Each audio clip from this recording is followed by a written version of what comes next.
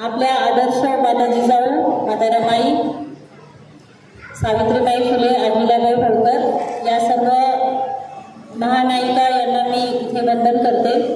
आजच्या कार्यक्रमासाठी आपल्याला मार्गदर्शन करण्यासाठी उपस्थित असलेले डॉक्टर दिव्या पाटील, आऊसाहेब प्रतिष्ठान, त्यानंतर डॉक्टर सुनीता सावरकर, लेखिका प्राध्यापिका, यांचं इथं स्वागत करते।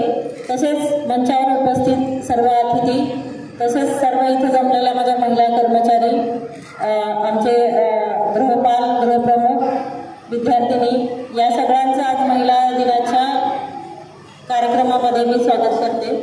खऱ्या अर्थाने मागील 2 वर्षापासून महिला दिनाचा कार्यक्रम आपण इथे करत आहोत।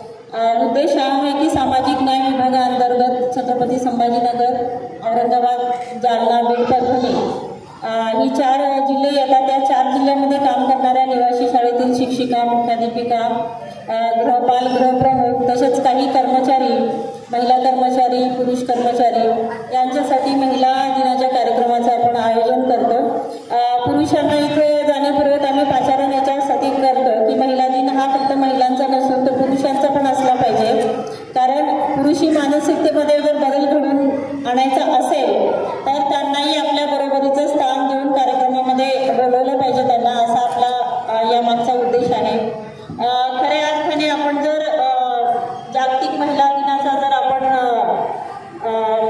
इतिहास जर पाहिला तर त्यामध्ये आपल्याला असं निदर्शनास येतं की 28 फेब्रुवारी 1909 रोजी न्यूयॉर्क शहरातील सोशलिस्ट पार्टी ऑफ अमेरिकाने आयोजित केलेला महिला दिन हा पहिला महिला दिन होता। तिथे 1910 मध्ये आंतरराष्ट्रीय समाजवादी महिला परिषदेमध्ये जर्मन प्रतिनिधींचा एक विशेष महिला दिन साजरा करण्यात आला होता, पण तिथे त्यावेळेस तारीख अशी निश्चित करण्यात आली नव्हती, पण विशेष दिन म्हणून तिथे महिलांसाठी साजरा करण्यात आला होता। त्यानंतर रशियन क्रांतीनंतर 8 मार्च रोजी जागतिक महिला दिनानिमित्त राष्ट्रीय सुट्टी देण्यात आलेली होती। अशा प्रकारे दरवर्षी 8 मार्च हा जागतिक महिला दिन म्हणून साजरा करावा असं संयुक्त राष्ट्रसंघाने घोषित केलेलं आहे। आपण भारताचा विचार केला तर भारतामध्ये 1943 साली पहिला महिला दिन साजरा करण्यात आलेला होता आणि त्यानंतर आपण बघितलं 1950ला डॉक्टर बाबासाहेब आंबेडकरांनी आपल्याला संविधान देऊन आपल्याला जे मूलभूत हक्क आणि अधिकार आहेत ते आपल्याला बहाल केलेले आहेत। तसेच सामाजिक न्याय, सामाजिक समता सर्व महिलांना इथे प्रदान केलेली आहे। आपण बघितलं की संयुक्त राष्ट्रसंघाने 1975ला महिला दशक घोषित केलेला होता त्यांनी, आणि त्याचा इतिहास बघितला तर 1907ला स्टटगार्ड येथे पहिली आंतरराष्ट्रीय समाजवादी महिला परिषद भरली होती, ज्यामध्ये सार्वत्रिक मतदानाचा अधिकार मिळवण्यासाठी महिलांना तिथे मोठ्या प्रमाणामध्ये संघर्ष करावा लागला। समाजवादी स्त्रियांचे कर्तव्य अशी त्यावेळेसची थीम होती। तर त्याचप्रमाणे 8 मार्च 1908 रोजी न्यूयॉर्कमध्ये वस्त्र उद्योग या कारखान्यामध्ये काम करणाऱ्या हजारो महिला कामगारांनी, ज्या स्त्री कामगार होत्या, त्यांनी स्ट्रगर्स चौकात जमून मोठी ऐतिहासिक निदर्शने केली होती।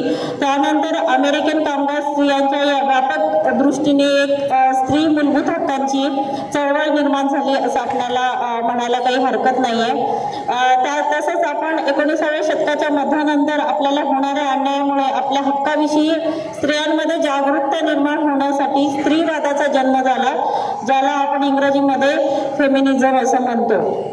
जागतिक पातळीवरचा जर विचार जर आपण केला तर पुरुषांची मानसिकता जवळपास सर्वच देशांमध्ये सारखी आहे असं दिसतं, पण त्यातल्या त्यात भारतामध्ये मनुवादी संस्कृती असल्यामुळे भारतीय पुरुषांची जी स्त्रियांकडे बघण्याचा दृष्टिकोन आहे तो अतिशय चुकीचा आणि दुय्यम दर्जाचा आहे असं आपल्याला वारंवार आजही आपल्याला जाणवताना दिसत आहे।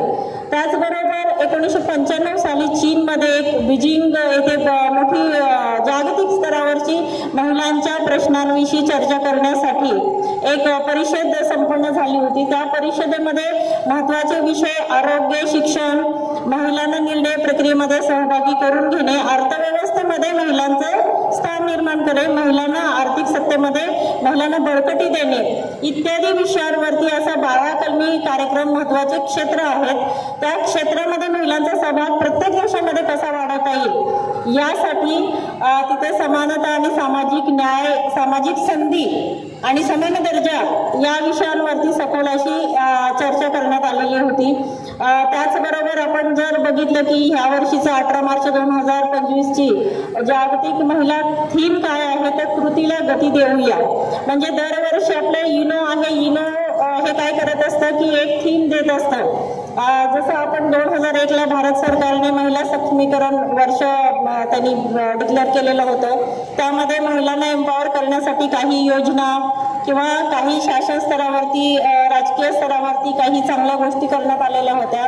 तर अशा पद्धतीने महिलांच्या उत्थानाला स्थान देण्यासाठी, महिलांची प्रगती करण्यासाठी, महिलांचा सर्वांगीण विकास जर व्हायचा असेल तर त्यासाठी अनेक गोष्टीवरती आपल्याला काम करणं गरजेचं असतं. जसं आपल्याला डॉक्टर बाबासाहेब आंबेडकरांनी सांगितलंय की ज्या देशाची प्रगती मोजायची असेल तर त्या देशातल्या महिलांची शिक्षण, आरोग्य, आर्थिक, सामाजिक, वैचारिक, मानसिक या परिस्थितीचा विचार करून त्या देशाचा दर्जा ठरवणे योग्य राहील असं त्यांचं मत होतं.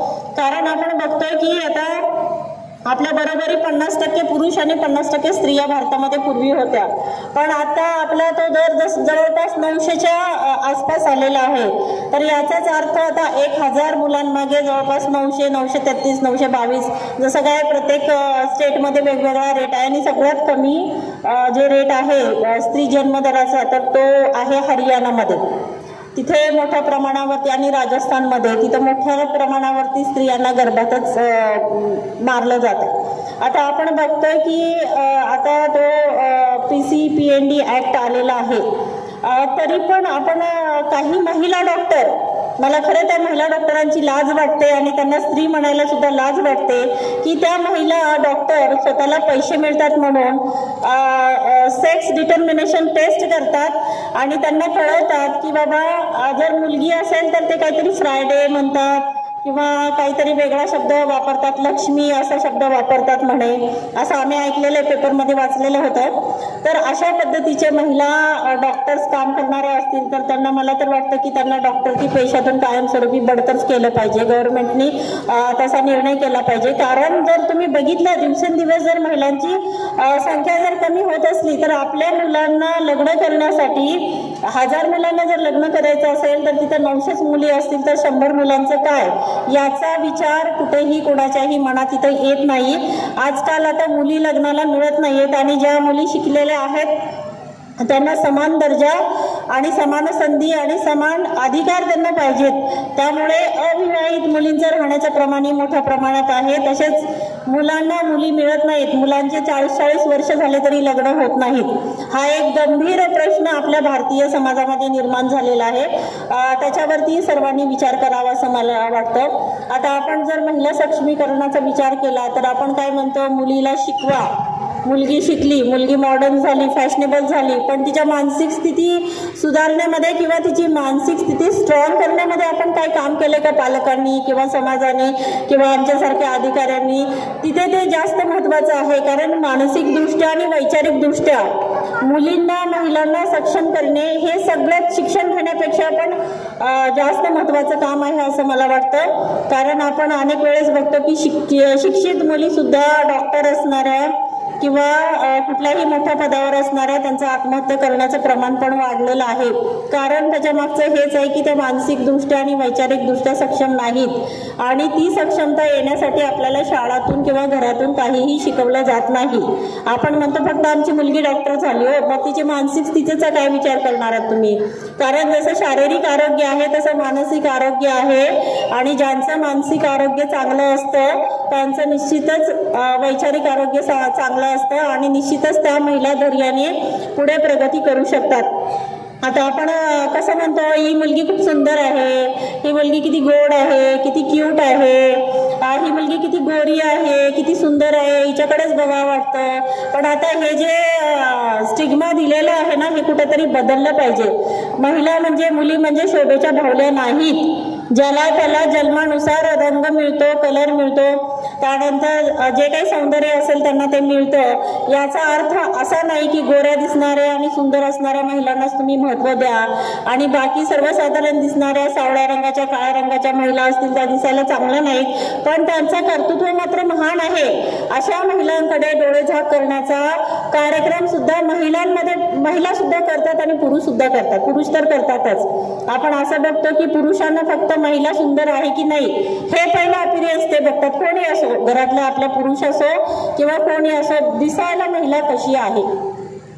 मुलगी बघायला गेल्यावर पहिली मुलगी कशी दिसते, पहिली गोरी आहे का नाही, तिचं नागडोळं छान आहे की नाही, मग ती उंची किती आहे, मग ही किती आहे, पण शारीरिक दृष्टीला पहिलं महत्त्व दिलं जातं आणि मग त्यानंतर मग तिचं शिक्षण, मग तिची मानसिक स्थिती काय त्याच्याबद्दल कोणालाही विचार नाही किंवा तिची वैचारिक लेवल काय, ती कोणतं काम करते, ती किती धीराने काम करते, ती किती धीट मुलगी आहे, किती बोल्ड आहे, किती कर्तृत्ववान मुलगी आहे, ह्याचा विचार आपण पहिले करत नाही। पहिल्या मुलगी कशी दिसते, पहिल्या मुलगी बघायला जाताना रंग गोरा आहे का, सुंदर आहे का, तरच आम्ही बघायला येतो। जसा यांचा मुलगा अगदी आकाशातून देवदूतच पडलेला आहे। आपला मुलगा कितीही काळा नकटा चपटा कसलाही असला तरी तो कमवता आहे ना, त्यामुळे मग आम्हाला एक शोभली पाहिजे, अशी भावली आमच्या घरामध्ये तशी आम्हाला भावली पाहिजे।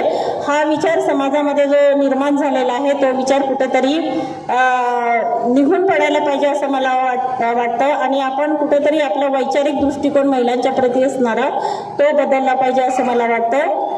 कारण महिलांना स्वतःला पण असं वाटतं की आम्ही दिसायला सुंदर नाही तर आमचं काहीही होणार नाही। तर मला असं सांगायचं त्या महिलांना की ज्या महिला दिसायला सुंदर नसतील, त्यांचा काळा कुठं कलर असेल किंवा कशाही असतील, पण त्यांनी जर कर्तृत्व चांगलं केलं तर माझ्यासारख्या महिला तुमच्या पाठीशी सातत्याने उभ्या राहतील आणि माझ्यासारख्या अजून महिला आम्ही तयार करत आहोत। आमच्या विभागामध्ये माझ्या महिला कर्मचारी असतील, महिला अधिकारी असतील। आता दुर्दैव असं की माझ्या विभागामध्ये महिला अधिकारी असताना महिला अधिकारी आज कार्यक्रमाला आलेला नाही। त्यांना पत्र दिलेलं होतं, आम्ही त्यांना सांगितलेलं होतं। उपायुक्त दर्जाच्या महिला अधिकारी पण येते जाती पडताळणीच्या, सहाय्यक आयुक्त ज्यांनाकडे 4 बीडच्या त्या पण आल्या नाही, त्यांना 4 वेळेस आपण सांगितलं तुम्ही कार्यक्रमाला या, की जर उदासीनता आपल्यामध्येच असेल तर महिला दिन आपण कसा साजरा करायचा नाही का। तर ही सगळी शोकांतिक आहे। महिलांनी सुद्धा महिलांनी एक माझं अस्तित्व आहे, आपल्या अस्तित्वाचा शोध तुम्ही घ्या। कारण तुम्ही एक भावली वगैरे नाहीये किंवा एक शरीर नाहीये, तुम्ही एक व्यक्ती आहे। जसं पुरुष आहे तसा तुम्ही एक व्यक्ती आहात। त्या व्यक्तिमत्वाचा आपल्या अस्तित्वाचा विचार महिलांनी मुलींनी इथे करायला पाहिजे आणि आपल्या स्वाभिमानाला कोणी ठेच पोचवत असेल तर त्याला तिथं जरूर तुम्ही उत्तर द्या। आजच्या महिला दिनानिमित्त आम्ही हा सुंदर असा कार्यक्रम इथं घेतलेला आहे। त्याचबरोबर आता आमच्या दिव्यांग शाळेतील काही विद्यार्थिनी, वसतिगृहातील विद्यार्थिनी, शाळेतील विद्यार्थ्यांनी हा कार्यक्रम झाल्यानंतर त्यांचा स्नेहसंमेलनाचा कार्यक्रम आम्ही घेणार आहोत। तर नेक्स्ट स्टेज उपलब्ध करून द्यायची आमचा माणूस होता, त्याप्रमाणे हा कार्यक्रम झाल्यानंतर दोन्ही कार्यक्रम इथं होणार आहे। खऱ्या अर्थाने आम्ही आमच्या महिला कर्मचारी आणि अधिकाऱ्यांना आमचं स्नेहसंमेलन घ्यायचं होतं, पण आम्हाला काम इतकं आहे की आम्हाला तो डान्स शिकायला किंवा तो गाणं शिकायला आम्हाला वेळच मिळाला नाही। पण आम्हाला वाटलं की चला आम्हाला नाही मिळाला तर माझ्या लहान मुली आहेत, त्या मुली इथे आम्हाला मनोरंजन करतील आणि त्यांचा आत्मविश्वास वाढण्यासाठी त्यांना एक संधी उपलब्ध करून देण्याचं आम्ही इथं काम केलेलं आहे। समस्त आमच्या